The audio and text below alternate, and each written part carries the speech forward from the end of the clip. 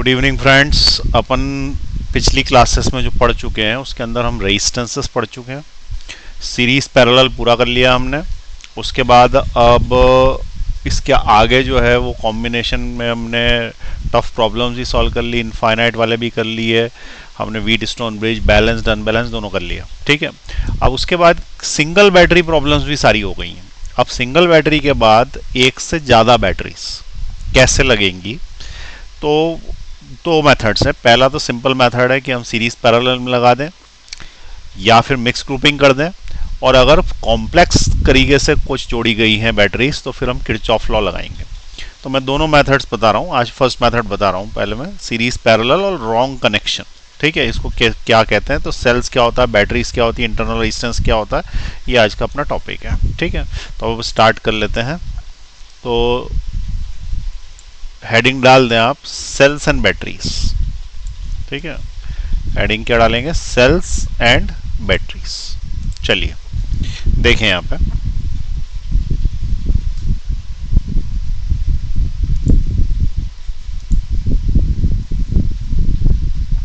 देखें यहाँ पर सबसे पहले सेल्स और बैटरीज हेडिंग डाल दी अपने। तो सेल किसको बोलते हैं तो सबको पता ही है, सेल देखे ही हैं सबने। तो ये सेल हैं, लेकिन क्या आप लोगों को इनके नाम पता है? सेल्स के नाम होते हैं। अपन तो क्या होता है, बाजार में जाते हैं तो बोल देते हैं मोटा वाला सेल दे दो या पतला सेल दे दो। जैसे ये वाला जो सेल है ये जनरली घड़ी में डला रहता, तो घड़ी का जो सेल है वो होता है डबल ए, और उससे भी एक पतला आता है उसको ट्रिपल ए बोलते हैं। ये जनरली जो है रिमोट में डलता। ठीक, उसके बाद एक टॉर्च आती है, ठीक है, जो किसानों के पास रहती है, किसान टॉर्च कहलाती है। तो उसके अंदर ये थोड़ा मोटा सेल लगता है, इसको सी सेल बोलते हैं, और इससे भी बड़ा एक सेल आता है डी सेल होता है। ये जो डी सेल होता है ये दो काम आता है, एक तो ये करंट सप्लाई करता है, दूसरा कभी लड़ाई हो जाए तो इसको अपन किसी के ऊपर फेंक के मार भी सकते हैं। ठीक है, अब ये वाला सेल भी देखा होगा तुमने, मैंने दिखाया था फर्स्ट लेक्चर में। तो ये भी एक सेल है, इसका नाम क्या, PP3 सेल। तो इनके नाम है, जैसे बाजार में जाओ तो डबल ए, ट्रिपल ए, सी या डी, इस तरीके से सेल बोला जाता। अब ये सेलों के अंदर क्या होता है, अंदर क्या चल रहा होता है, तो अंदर चल रही होती है केमिस्ट्री। ठीक है, जिसको अपन बिल्कुल थोड़ा सा देखेंगे तो उसको अपन क्या बोलेंगे कि इस सेल का ये डायग्राम है। ठीक है, डायग्राम आप लोगों को बनाना है। तो ये जो डायग्राम है इसके अंदर एक होता है एनोड, दूसरा होता है कैथोड। ठीक है, और यहाँ पे एक इलेक्ट्रोलाइट भरी रहती है जो कि एक केमिकल रहता। अब ये जब केमिकल रिएक्शन होता है तो ये जो केमिकल एनर्जी है, this chemical energy is converted into electrical energy, is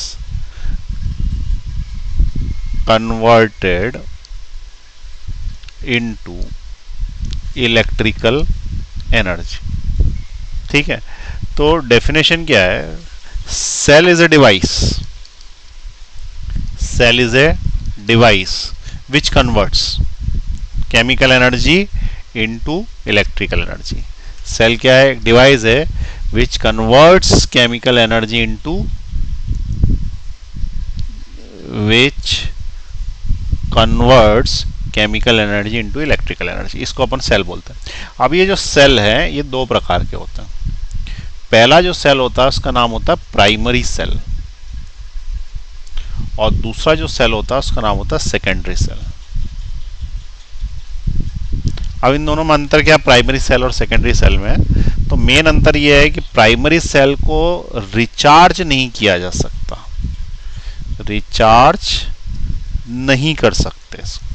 ठीक है, और इसको जो है वो रिचार्ज कर सकते हैं। तो ये बताओ कि तुम्हारा जो मोबाइल का सेल है वो प्राइमरी हुआ कि सेकेंडरी? ऑब्वियसली सेकेंडरी हुआ, क्योंकि उसको तुम रिचार्ज कर सकते हो। लेकिन घड़ी में जो ये वाला डलता है ये तो प्राइमरी सेल हुआ ना, इसको रिचार्ज थोड़ी कर पाते हैं। लेकिन कुछ ड्यूरा सेल्स है, जैसे ड्यूरा सेल है, ड्यूरा सेल रिचार्जेबल है। तो कुछ सेल रिचार्जेबल है, और जो निप्पो के या नोविनो गोल्ड के आते हैं वो रिचार्जेबल नहीं होते। तो जो रिचार्ज नहीं हो सकते उसको बोलते हैं प्राइमरी, जो रिचार्ज हो सकते हैं उसको बोलते हैं सेकेंडरी। अब इन दोनों में अंतर क्या है, ऐसा क्यों होता है कि रिचार्ज हो पाते हैं कि नहीं? तो यहाँ पे अपन ने क्या बताया है कि इसके अंदर कोई केमिकल रिएक्शन चलती है। तो केमिकल रिएक्शन में A प्लस बी क्या बना देता है, C प्लस डी बना देता है। और उसके साथ एनर्जी निकलती है। यदि अपन ऐसा लिखें कि A प्लस बी और ये वाला निशान लगाएं, इसका मतलब क्या है, ये रिएक्शन रिवर्सिबल है, ठीक है, रिवर्सिबल है। और यदि रिएक्शन रिवर्सिबल है तो फिर वो सेकेंडरी सेल बन सकता है, और अगर वो एक ही डायरेक्शन में चलेगी तो प्राइमरी सेल ही होगा। ठीक है, ये समझ में आया। रिवर्सिबल रिएक्शन जिसमें होती है वो सब सेकेंडरी सेल हो सकते हैं, अपन उसको रिवर्स कर सकते हैं, वापस से चार्ज कर सकते हैं। तो अब तुम्हारे पास क्या क्या बातें पता पड़ गई। सेल जो है वो कई तरीके के होते हैं, सेल की डेफिनेशन क्या है, तो सेल की डेफिनेशन ये है कि it converts electrical energy to chemical energy to electrical energy. कितने प्रकार का होता है, 2 प्रकार का, प्राइमरी सेकेंडरी। प्राइमरी सेल जो रहता है वो रिचार्ज नहीं हो सकता, और उसके अंदर रिएक्शन जो है वो इरिवर्सिबल होती है, इरिवर्सिबल होती है, जबकि सेकेंडरी सेल में रिवर्सिबल रिएक्शन होती है। ठीक है, और इसमें क्या होता है, एक एनोड होता है, कैथोड होता है, और इलेक्ट्रोलाइट का सॉल्यूशन भरा रहता है। अब ड्राई सेल जो अपन जनरली यूज करते हैं ऊपर वाला, वो वाला जो ड्राई सेल है उसके अंदर भी सेम है, बस अंतर क्या होता है कि जो उसका कंटेनर है, कंटेनर ये ही अपने आप में एक इलेक्ट्रोलाइट, अपने आप में एक एनोड है।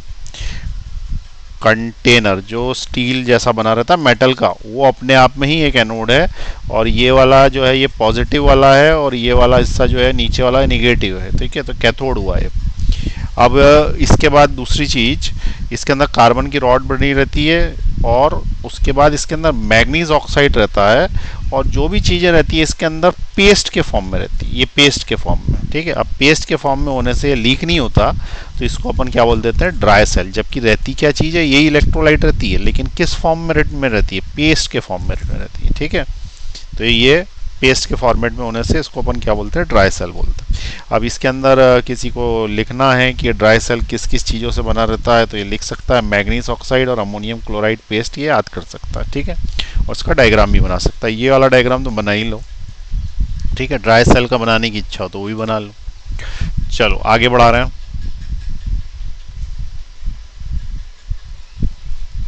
जिसको पॉज करना कर ले यहाँ पे। ठीक है, आगे बढ़ा रहा हूँ मैं। देखिए ये कहलाती है बैटरी।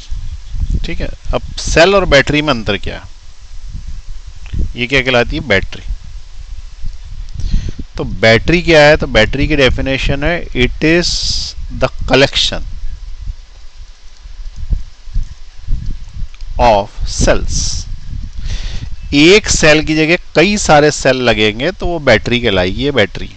ठीक है, अब इसके अंदर कई सारे सेल लगे रहते हैं। अब कई सारे सेल लगे रहते हैं तो देखो अंदर क्या रहता है, ऐसा सिस्टम रहता है। ये एक प्लेट, ठीक है, ये प्लेट निगेटिव से पॉजिटिव कनेक्टेड है, फिर निगेटिव से पॉजिटिव, फिर निगेटिव से पॉजिटिव। अब अगर अपन मैं सेल की बात करूं तो सेल में भी इस टर्मिनल को प्लस बोलते हैं, इसको माइनस बोलते हैं। इसी के पीछे अगर यूं लगा दिया जाए तो ये प्लस होगा, ये माइनस होगा। तो इस तरीके से जब अपन कनेक्ट कर रहे हैं तो हम प्लस को माइनस से कनेक्ट कर रहे हैं। तो यहाँ पे भी वही कर रहा है ना, ये माइनस को प्लस से कनेक्ट कर रहा है, फिर माइनस को प्लस से कनेक्ट कर रहा है, और इस सारे के सारे को एक साथ ही इलेक्ट्रोलाइट में डाल दिया। तो ये वाला जो सेल है, अगर ये 1-1, 2-2 वोल्ट का हुआ तो इसका जो डायग्राम बनेगा इस तरीके से बनेगा। तो अगर ये 2-2 वोल्ट्स का हुआ तो 2, 4, 6, 8 और ये 2, 10, 2 और 2 4, 5, 6, 7, 8, 9, 10, एक सेल और बनना चाहिए यहाँ पे। तो ये वाला जो इधर साइड बनेगा, ये कुल मिला के जो है वो 12 वोल्ट की यदि बैटरी बनाना चाहते हो तो एक और बना देते हैं यहाँ पे। तो ये 12 वोल्ट की बैटरी बन गई। तो सब 2-2 वोल्ट्स के हुए, तो बैटरी 6-2 वोल्ट्स इन सीरीज। तो ये सारी की सारी सीरीज में लगी रहती है इसके अंदर, और सीरीज के अंदर जो है वो बैटरीज में वोल्टेज ऐड हो जाता है। वोल्टेज क्या हो जाता है, ऐड हो जाता है। ठीक है, तो ये 2 + 2 + 2 + 2 + 2, ठीक, +2, इसको मिला के 12 वोल्ट की बैटरी बन गई। ठीक है, तो जनरली ट्रक्स में या कार में जो बैटरी लगी रहती है वो 12 वोल्ट की रहती है, और वो रिचार्जेबल रहती है। ठीक है, इस तरीके से प्लेट्स रहती है, और वो लेड की बनी रहती है, तो इसको लेड एसीटेट बैटरी भी बोलते हैं। एसीटेट बैटरी इसलिए क्योंकि लेड के इलेक्ट्रोड्स हैं और एसिड में डूबा हुआ, और एसिड कौन सा, H2SO4। ठीक है, और कभी कभी तुमने देखा होगा कि इसको ढक्कन खोल के समय के साथ साथ यहाँ पे एक इसमें तो ढक्कन नहीं है, यहाँ पे समय के साथ साथ ये इसको हटा के इधर साइड पानी डाला जाता है बैटरी के अंदर। ठीक है, तो बैटरी में पानी इसलिए डाला जाता है क्योंकि उसका जो इलेक्ट्रोलाइट है, इलेक्ट्रोलाइट वो सूखने लगता है, और सूखने लगता है तो उसको मॉइस्ट बनाने के लिए, उसको गीला रखने के लिए और उसका कंसंट्रेशन लो रखने के लिए पानी डाला जाता है। सबसे इंपॉर्टेंट बात क्या है, उसका कंसंट्रेशन लो रखने के लिए पानी जाता है। अब मैं बाद में बताऊंगा कि कंसंट्रेशन लो क्यों रखना पड़ता है। ठीक है, ये कंसंट्रेशन लो क्यों रखना पड़ता है भी बताऊंगा। अभी आगे चलें। ये लेड एसिडेट बैटरी, अब अपन बैटरी को दो प्रकार से कनेक्ट कर सकते हैं। ठीक है, तो हम यहाँ पे अगर बोलें कि बैटरी की ग्रुपिंग क्या होगी, तो इसको अपन लिख सकते हैं कि ग्रुपिंग ऑफ बैटरी या ग्रुपिंग ऑफ सेल्स, इसके अंदर हमारे पास एक मेथड है सीरीज और दूसरा मेथड है पैरेलल। ठीक है, और कभी कभी ये लोग मिक्स्ड भी पूछ लेते हैं, सीरीज भी लगी है, पैरेलल भी लगा है, मिक्स्ड भी लगा हुआ। ठीक है, अब ये सीरीज में क्या होता है, तो देखो ये सीरीज में सेल लगे हुए एक के पीछे एक।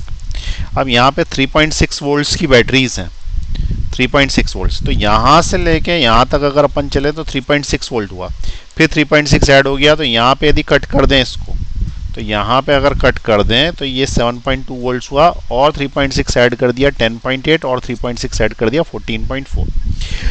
अब इसके ऊपर एक चीज़ लिखी रहती है, उसका नाम होता है MAH। ठीक है, अब ये MAH का मीनिंग क्या है, तो 3400 मिली एम्पियर आवर। इसका मतलब ये बैटरी 3400 मिली एम्पियर का करंट 1 घंटे तक देगी। ठीक है, 1 आवर तक देगी। लेकिन यदि तुमने 1700 मिली एम्पियर का ही करंट लिया तो ये 2 घंटे चल सकती है। ये समझ में आई बात। 3400 का आधा क्या होता है, 1700। तो जब तुमने करंट आधा कर लिया तो तुम आवर्स डबल कर सकते हो, और इसको अपन क्या बोलते हैं, इसको बोलते हैं कैपेसिटी ऑफ द बैटरी। ठीक है, कैपेसिटी ऑफ बैटरी। तो जो भी मोबाइल नए आते हैं ना, तो उसके अंदर नहीं लिखा रहता कि 5000 mAh की बैटरी है, तो जितने ज़्यादा mAh होगा वो उसकी क्या होगी, कैपेसिटी होगी, और जितनी ज़्यादा कैपेसिटी होगी उतना देर तक वो मोबाइल चलेगा। तो ये जैसे 3400 mAh की बैटरी है और सभी 3400 की लगाई है, तो जो बनने वाली पूरी बैटरी है उसका वोल्टेज तो बढ़ गया, 14.4 हो गया, लेकिन mAh उतना ही रहेगा। ये पूरी बैटरी मिला के भी 3400। तो यदि तुम किसी दिन कोई ख़राब तुमको मिले पावर बैंक, तो मैंने एक दिन पावर बैंक खोला था, तो पावर बैंक के अंदर मुझे ऐसी ही बैटरियां सीरीज में लगी हुई मिली, उनके ऊपर कोई नाम लिखा नहीं था। तो पावर बैंक के अंदर सेम कॉम्बिनेशन सीरीज में होता है। ठीक, चलो अब उसके बाद बैटरी पैरेलल में लगाते हैं। तो बैटरी इन पैरेलल लगाने में क्या मिलता है, ये इस तरीके से लगती है। अब इसके देखो सारे सिरे जो है वो उससे जुड़े हुए हैं, ये प्लस है, प्लस है, ये प्लस है, ये प्लस है। तो अगर प्लस प्लस सारे जुड़ गए तो ये क्या कहलाएगा, ये कहलाएगा पैरेलल, और माइनस माइनस सारे जुड़ जाएंगे। और यहाँ से अपन वायर ले लेंगे, एक वायर इधर से ले लेंगे, और चाहेंगे तो इसके ऊपर यहाँ से और यहाँ से मिला के एक बल्ब लगा दो यहाँ पे, तो बल्ब जलने लग जाएगा। अब सवाल ये उठता है कि पैरेलल में उसे कितने वोल्ट मिलेगा, इस पे कितने वोल्ट मिलेगा। तो देखो एक बैटरी 3.6 की है, दूसरी भी 3.6 की है, तो यहाँ पे भी 3.6 वोल्ट्स ही मिलेगा, ज़्यादा नहीं मिलेगा। ठीक है, यहाँ पे क्या होगा, 3.6 वोल्ट्स ही मिलेगा। अब इसमें क्या होता है, बैटरी के अंदर पैरेलल में लगाने में वोल्टेज सेम रहता है, voltage is same and is equal to only one of the battery's voltage, batteries voltage. इसका मतलब क्या है, किसी एक बैटरी के वोल्टेज के बराबर, तो सभी 3.6 की है तो 3.6 वोल्ट की बराबर मिल गया। अब इस तुम बोलोगे कि जब 4 बैटरी लगाई पैरेलल में और हमें 3.6 ही मिल रहा है, तो एक लगाने से भी तो 3.6 ही मिलेगा, तो 4 लगाएगा क्यों। तो बात सही है, इसलिए ये वाला बहुत कम यूज में आता है, बहुत कम यूज में आता है। ठीक, जनरली अपन सीरीज में ही लगाते हैं। अब तुम बोलोगे इससे फायदा क्या है, तो इससे क्या होता है कि बैटरी का एम्पियर आवर बढ़ जाता है। देखो इसका क्या है 3400 एम्पियर आवर है, 2 लगा दी तो 6800। इसका मतलब जो 1 घंटे चलती थी वही 2 पैरेलल में लगा देंगे तो 2 घंटे चलेगी, और 4 लगा दोगे तो 4 घंटे लगी चलेगी। इसका मतलब ये 4 बैटरियां 3400 मिली एम्पियर का करंट अब 4 घंटे तक देगी, जबकि एक सिंगल कितनी देर तक दे रही थी 3400 मिली एम्पियर का ही करंट दे रही थी, लेकिन यहाँ पे क्या है 13600 mAh हो गया। अब यहाँ पे देखो 13600 mAh को क्या अपन 3400 इंटू 4 लिख सकते हैं, mAh लिख सकते हैं ना, 4 इंटू 4 16, यही तो हुआ 4 इंटू 4 16 और 4 इज 12 और एक कैरी तो 30। इसका मतलब 3400 इंटू 4 mAh लिख सकते हैं। तो वही तो मैं बता रहा हूँ कि 3400 मिली एम्पियर का करंट अब हम 4 घंटे तक ले सकते हैं।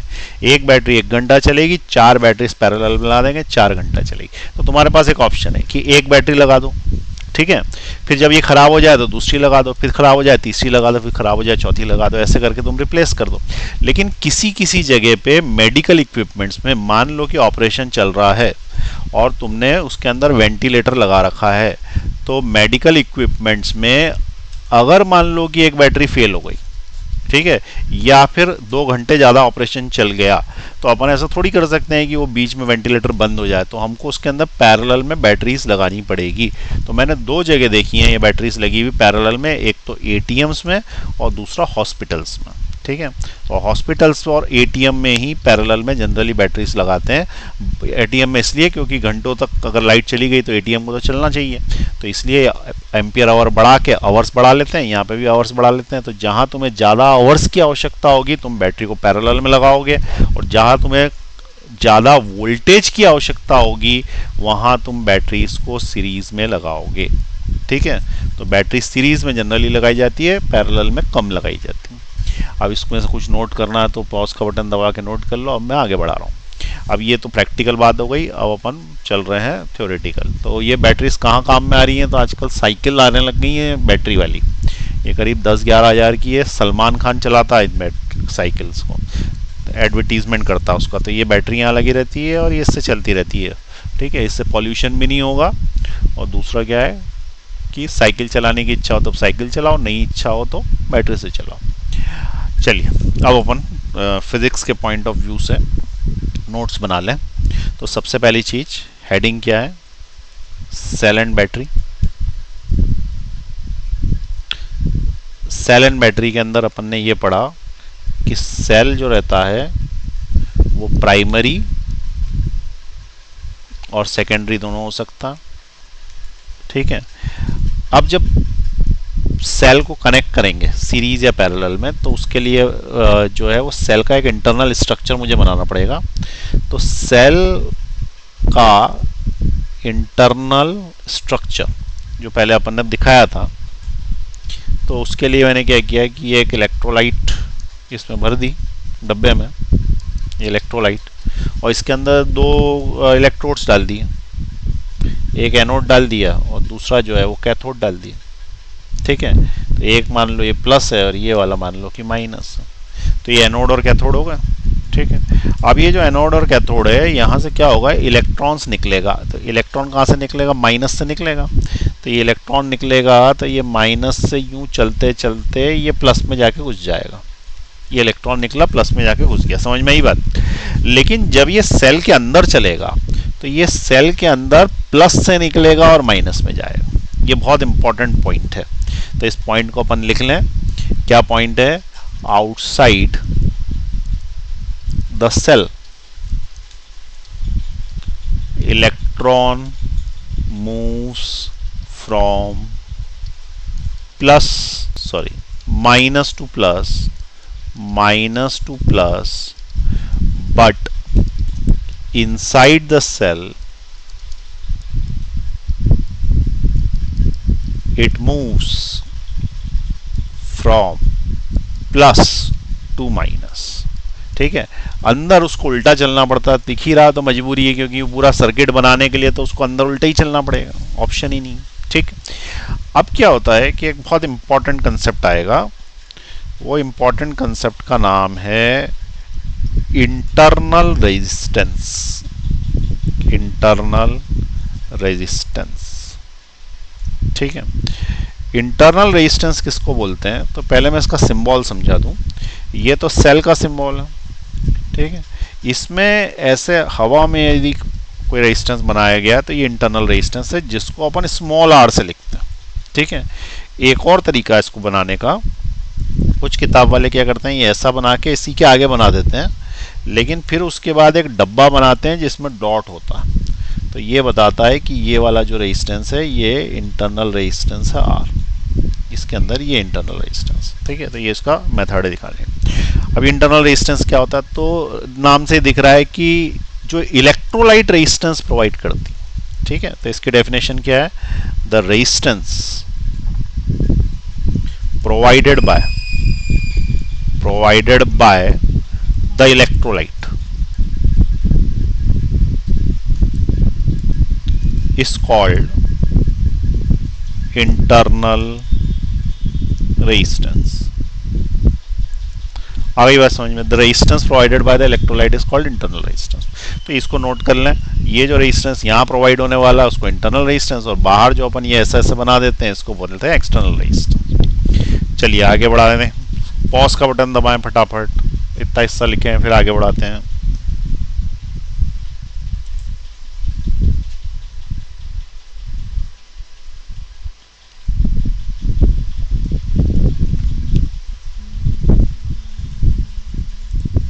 लिख लिया ना?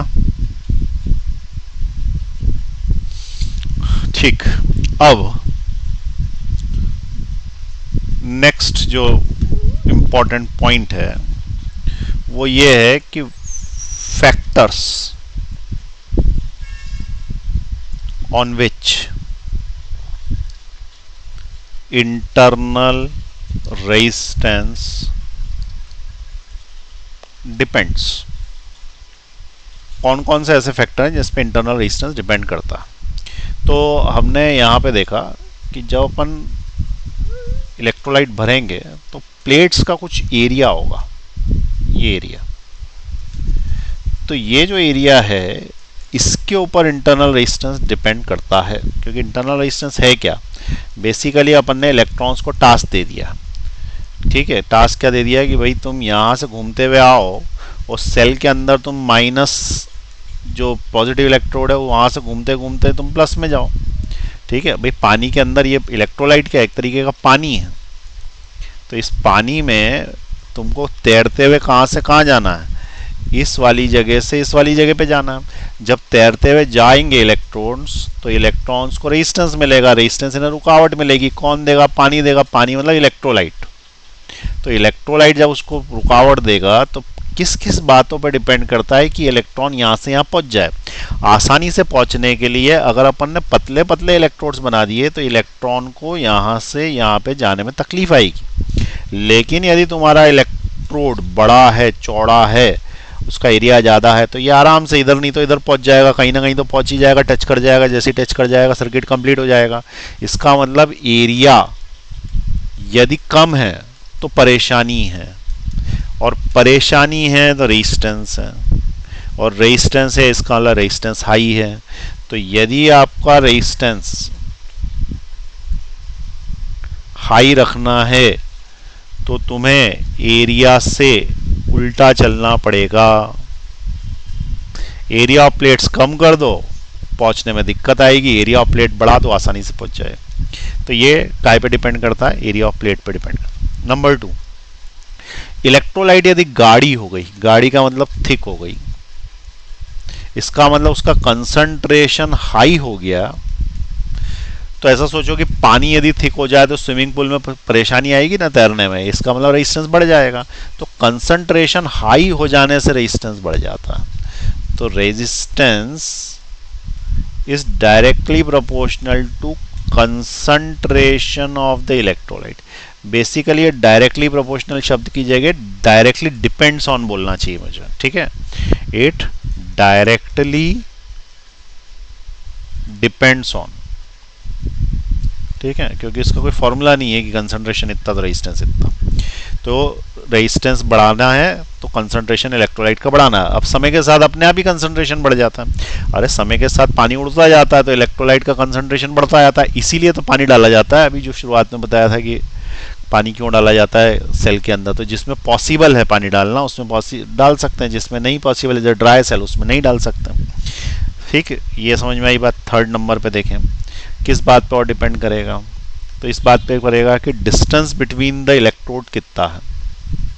यदि मैंने एक इलेक्ट्रॉन यहाँ लगाया और दूसरा बहुत ही दूरी पे लगा दिया तो इलेक्ट्रॉन को जाने में परेशानी आएगी ना, तो इलेक्ट्रॉन को बहुत तैरना पड़ेगा तब पहुंचेगा। तो इलेक्ट्रॉन को जाने में परेशानी आ रही है, इसका मतलब रेजिस्टेंस हाई हो रहा है, तो डिस्टेंस बढ़ाने से रेजिस्टेंस हाई होगा। तो अपन क्या बोलेंगे कि resistance directly depends on the distance between the electrodes. चौथे नंबर का जो पॉइंट है, ये 3 पॉइंट पे मेन डिपेंड करता है। It depends on temperature. ठीक है, टेम्परेचर पे, लेकिन उसके लिए कोई नियम नहीं है, इसलिए सिर्फ डिपेंड्स ऑन टेम्परेचर करके छोड़ दिया मैंने। 5वें नंबर पे nature of electrolyte, electrolyte and electrodes.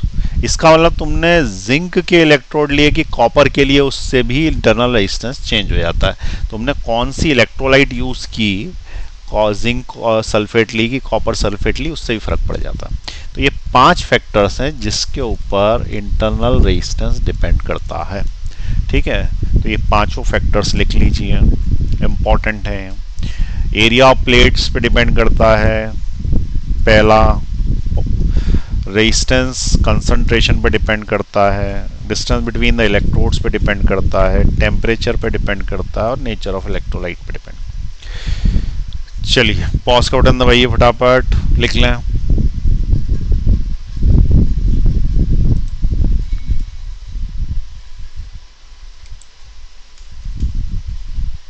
चलिए आगे बढ़ा रहे हैं।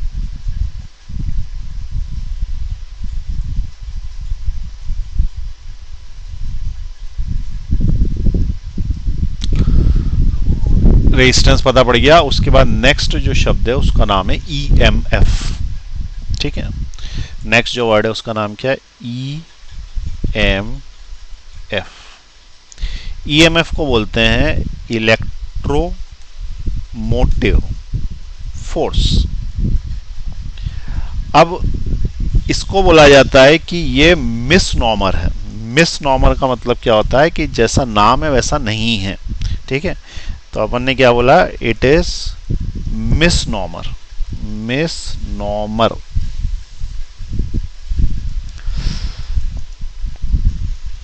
मिसनॉमर, मिसनॉमर का मतलब जैसा जैसे नाम है गरीबचंद, ठीक है, और करोड़पति आदमी है, अरबपति आदमी है। अब ये जो करोड़पति आदमी है तो नाम गरीबचंद है, तो ये तो मिसनॉमर हो गया ना। ठीक है, इसका नाम जो है, और नाम जो है वो मान लो कि कुछ बहुत ही अमीर सा नाम है, जैसे अमीर प्रसाद या अमीर लाल जी। अब अमीर लाल जी जो है वो भीख मांगते हैं, तो इसका मतलब क्या हुआ, ये क्या हो गया, मिसनॉमर हो गया ना। तो इस तरीके से मिसनॉमर है। मिसनॉमर क्या है, मिसनॉमर ये है कि ये कोई फोर्स नहीं है, क्योंकि इसको देखते से क्या पता पड़ता है कि फोर्स, तो फोर्स मतलब अपन क्या सोचते हैं न्यूटन यूनिट होगी, लेकिन न्यूटन यूनिट नहीं है, कोई फोर्स नहीं है। और बस ये क्या बोल रहा है कि इलेक्ट्रॉन को मोटिवेट करने के लिए जो फोर्स लगाया जाता है वो इलेक्ट्रोमोटिव फोर्स कहलाता है। तो बेसिकली क्या होता है कि जब अपन यहाँ पे बनाते हैं ऐसा सर्किट, ये प्लस वाला ये माइनस वाला, ठीक है, और इसके आगे क्या लगा देते हैं, रेजिस्टेंस। अब रेजिस्टेंस में से करंट यहाँ से जाते हैं, यहाँ से, बेसिकली ये तो रॉन्ग है, इधर से जाता है इलेक्ट्रॉन्स। तो इलेक्ट्रॉन जब इधर से जाता है तो उस केस में वो रेजिस्टेंस जब आता है तो उससे परेशान हो जाता, घबराता। इलेक्ट्रॉन क्या होता है, रेजिस्टेंस से घबराता, सभी रेजिस्टेंस से घबराते हैं। रेजिस्टेंस मतलब क्या था, रेजिस्टेंस का मतलब होता है रुकावट। ठीक है, तो ये रेजिस्टेंस से क्या होता है, घबराता। ठीक है, अफ्रेड ऑफ इट। परेशान है उससे। तो ये इलेक्ट्रॉन जब उससे घबराता है तो ये जो सेल है ये इसको मोटिवेट करता है कि नहीं नहीं एक चक्कर लगा के आ, चक्कर लगा के आ। तो उसको बोलते हैं इलेक्ट्रोमोटिव फोर्स। तो पहले तो उसको मोटिवेट करता है और अगर नहीं मानता तो फोर्स लगा के धक्का वक्का दे के निकाल के ले आता। इसलिए इसका नाम इलेक्ट्रोमोटिव फोर्स कर दिया है, जबकि ऐसा कुछ है नहीं। होता क्या है कि जो छोटा सिरा होता है ये वाला निगेटिव वाला, ये हमेशा लो पोटेंशियल पे होता है, लो पोटेंशियल, और बड़ा सिरा हमेशा क्या होता है, हाई पोटेंशियल पे होता है। और करंट जो है वो हमेशा हाई पोटेंशियल से लो पोटेंशियल पे जाता है। करंट यदि इधर जाएगा हाई पोटेंशियल से लो पोटेंशियल पे, तो करंट की उल्टी दिशा में इलेक्ट्रॉन जाता है। ठीक है, तो हमने क्या बोल दिया कि इट इज ए मिसनॉमर, और बेसिकली हाई पोटेंशियल से लो पोटेंशियल पे करंट जाता है। तो करंट के लिए नियम क्या है, करंट flows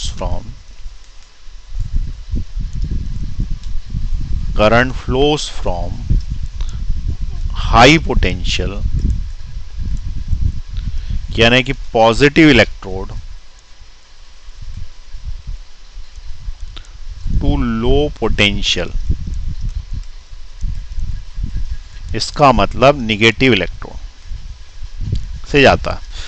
और इसको जो मोटिवेट करता है वो ईएमएफ कहलाता है, और ईएमएफ जो है, EMF is measured in volts, is measured in volts. अब सबसे इंपॉर्टेंट चीज, बहुत ही इंपॉर्टेंट पॉइंट है, लाल कलर में लिख देता हूं, जो छपा है वह ईएमएफ है। ठीक है, इसको अच्छे से रट लो, जो छपा है वो ईएमएफ है। 10 बार बोलो मन में, जो छपा है वो ईएमएफ, जो छपा है वो ईएमएफ। ठीक है, तो वहां पे कंफ्यूजन होगा। कंफ्यूजन इसलिए होगा क्योंकि एक और शब्द आने वाला है, उसका नाम है पोटेंशियल। ठीक है, क्या नाम है उसका, पोटेंशियल। अब किसी ने लिखा कि एक सेल है 2.4 वोल्ट्स का जिसका पोटेंशियल 2.3 वोल्ट्स है। ठीक है, अब तुम बोलोगे ये क्या 2.4 वोल्ट्स का है कि 2.3 वोल्ट्स का? तो सिंपल है, जो छपा है तो ये छपा हुआ है। ठीक है, ये छपा हुआ है तो ये वाला क्या होगा, ईएमएफ होगा, ये पोटेंशियल होगा। दूसरी एक और चीज पता करने का तरीका, ईएमएफ हमेशा पोटेंशियल से ज्यादा होता है या फिर बराबर हो सकता है, लेकिन कम नहीं हो सकता। तो जो छोटा वाला होता है वो पोटेंशियल होता है, जो बड़ा वाला होता है वो ईएमएफ होता है। ठीक है, अब इसको अपने को लिखना पड़ेगा। तो पोटेंशियल में भी समझा रहा हूं क्या होता है, इसके पहले वो ईएमएफ वाला पॉइंट पॉज करके लिख लें।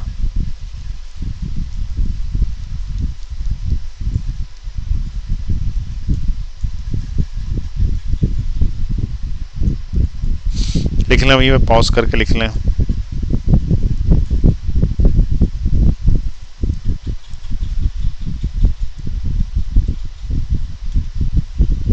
देखो यहाँ पे क्या लिखा हुआ है, 3.6 वोल्ट लिखा है ना, ये ईएमएफ है। जो लिखा है, जो छपा है वो ईएमएफ है, जो छपा है वो ईएमएफ। ठीक, सभी बैटरीज पे छपा रहता है, जो छपा रहता है वो ईएमएफ है। अपने को यहाँ तक पता पड़ गया, सेल,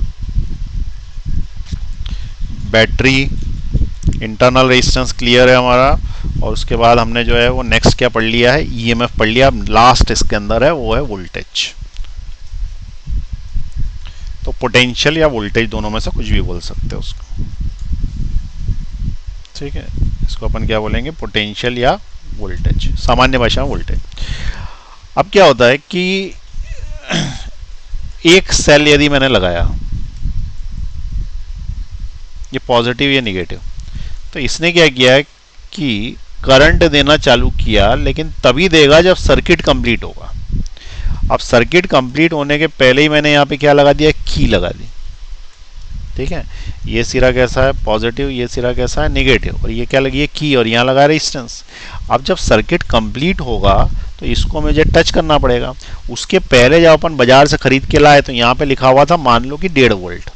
अब यहाँ पे छपा हुआ है 1.5 वोल्ट, इसका मतलब ये क्या है, ये इसका इलेक्ट्रोमोटिव फोर्स है। तो हमने बोल दिया ये ईएमएफ है।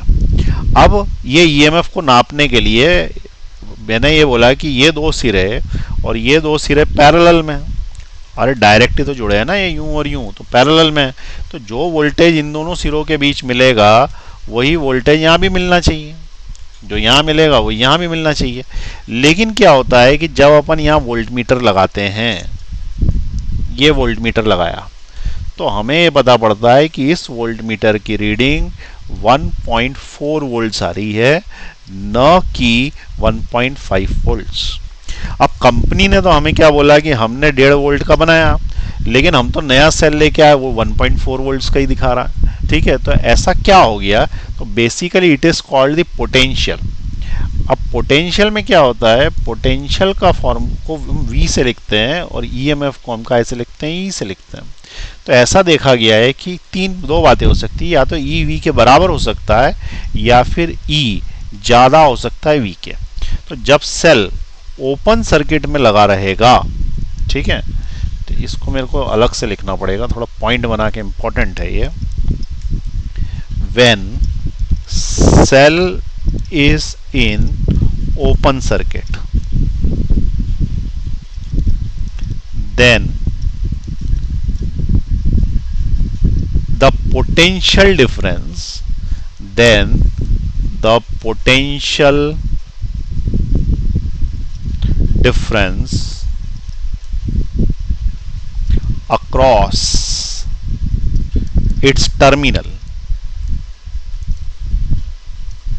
is called EMF। जब ओपन सर्किट में, इसका मतलब की अभी बंद नहीं करी है, की जो है वो टच नहीं करी है, करंट बह नहीं रहा, अभी खुला है, सब कुछ खुला। तो ओपन सर्किट में यदि है तो पोटेंशियल जो होगा वो ईएमएफ कहलाएगा। ठीक है, लेकिन उसको मेजर नहीं कर पाएंगे अभी फिलहाल। व्हेन की इज क्लोज्ड, यानी कि cell is in closed circuit, then the potential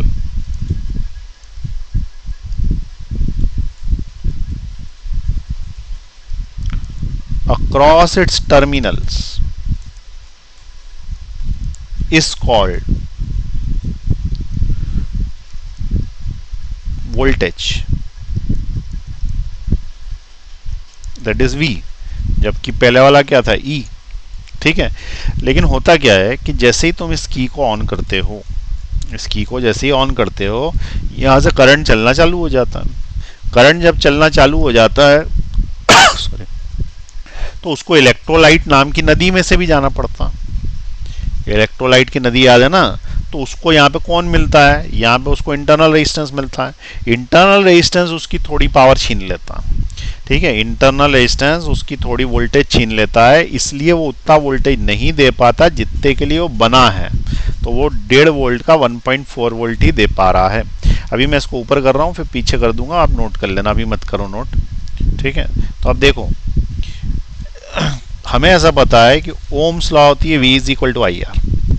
ये सेल के बाहर लगती है, सेल के अंदर क्या लगती है, inside the cell, inside the cell the potential drop is equal to IR। अरे पोटेंशियल ड्रॉप का फॉर्मूला क्या, IR, लेकिन inside the cell the potential drop is I into small r। ये क्या है, ये पोटेंशियल ड्रॉप है, क्योंकि मैंने तुम्हें बताया था रेजिस्टेंस पोटेंशियल ड्रॉप करता है। पहले भी लिखाया है, बार बार लिखाऊंगा क्योंकि बहुत इंपॉर्टेंट पॉइंट है। रेजिस्टेंस पोटेंशियल, हिंदी में लिख लिया करो, ड्रॉप करता है। ठीक है, रेजिस्टेंस पोटेंशियल ड्रॉप करता है। अब देखें, ये सेल बना था E वोल्ट्स के लिए, लेकिन पोटेंशियल ड्रॉप हो गया, कहाँ हो गया, अंदर ही पोटेंशियल ड्रॉप हो गया। किसने किया भैया, तो इंटरनल रेजिस्टेंस ने किया। कौन करता है, तो इंटरनल रेजिस्टेंस करता है, और internal resistance drops the potential. Internal resistance drop the potential, उसने कितना ड्रॉप किया, IR। तो ड्रॉप किया है ना, कम हो गया ना, कम हो गया, तो जो बचा कुचा मिला उसको V बोलेंगे। फिर से सुने, कंपनी ने कितने वोल्ट का बनाया था, E वोल्ट का। जब तक चालू नहीं है जब तक वो E वोल्ट का पैक रखा है तब तक। ठीक है, लेकिन उसके बाद क्या हुआ, ये IR इसमें से कम हो गया, तो जो बचा उसे अपन V बोलेंगे। यहां तक समझ में आई बात। तो ये फॉर्मूला है, बहुत इंपॉर्टेंट फॉर्मूला है, V is equal to IR। ये formula V is equal to E minus I R. तो जितना वोल्ट था, जैसे यहाँ 1.5 वोल्ट लिखा था, लेकिन हमें आउटपुट क्या मिल रहा था, 1.4 वोल्ट मिल रहा था, तो हम क्या बोलेंगे, इतना इसने ड्रॉप कर दिया, कितना, 0.1 ड्रॉप कर दिया यहाँ पे। तो ये इसका मेन हुआ है, कंसेप्ट है। अब यहाँ तक समझ में आ गया है सभी को। अच्छा, एक चीज़ और बता दूँ, समय के साथ साथ इंटरनल रेजिस्टेंस बढ़ता है, और जैसे जैसे रेजिस्टेंस बढ़ता है ये पीछे वाली क्वांटिटी बढ़ती है, और जब ये क्वांटिटी बढ़ेगी तो 100% एक समय आएगा जब ये पूरा आई आर इस ई के बराबर हो जाएगा, यानी कि ई में से ई घट जाएगा तो कुछ भी नहीं बचेगा, यानी 1.5 वोल्ट यहाँ है मान लो, और ये भी 1.5 वोल्ट का हो गया, तो 1.5 वोल्ट में से 1.5 वोल्ट घट गया तो 0 वोल्ट बचा, तो हम बोलेंगे सेल डिस्चार्ज हो गया। अब डिस्चार्ज हो गया यानी कि अब काम नहीं करेगा, तो या तो उसको फेंक दो, या फिर अगर चार्ज कर सकते हो तो रिचार्जेबल हो, सेकेंडरी सेल हो तो रिचार्ज कर लो, दो ही ऑप्शन है। तो V is equal to E minus I R, ये फॉर्मूला याद रखना। अब मैं पीछे कर रहा हूँ, तुम यहाँ पे से एक बार यहाँ पे उसको दबाओ, पॉज का बटन नोट कर लो, और फिर मैं नीचे करूँगा, फिर पॉज का बटन दबाना नोट कर लेना। चलिए दबाइए पॉज का बटन। ठीक है, अब ये नोट कर लिया ना। अब इसके बाद नीचे आ रहा हूँ मैं, अब इसको एक बार और नोट कर लें। अब ये तुम्हारी पूरी थ्योरी इसकी कंप्लीट हो चुकी है। अब इसके बाद जो है वो अपन इस पे बेस्ड न्यूमेरिकल करेंगे।